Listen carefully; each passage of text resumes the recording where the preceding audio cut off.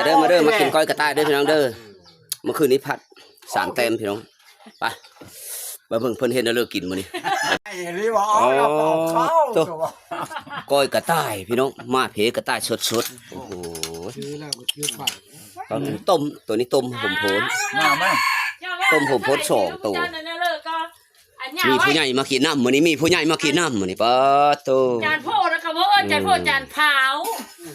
มาพี่น้องมาทุกคนมากินก้อยกระต่ายนำกันมาเพสดๆฮ้อนๆไปเขาออกไปตัวผู้ดี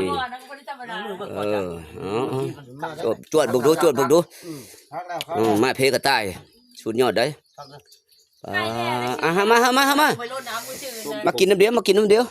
ตัวต้มโหมโพนก็มีเริ่มไม่ได้กินดิบแล้วก็กินต้มโหมโพนนะต้มโหมโพนก็2 ตัวก็ว่าขันยางมาพวกเรามาช่วงนี่ต้มโหมโพนแล้วก็2แล้วก็มาเพตัวหนึ่งมาเพตัวหนึ่งมาเข้าสามัคคีพี่น้องย่ามชายๆหน่อยนึงมาเห็นบ่มึงมาน่ะมาก้อยพี่น้องก้อยกระต่ายได้แล้วเฮ็ดแล้วเราเฮ็ดเลยลูกหลานก็เฮ็ด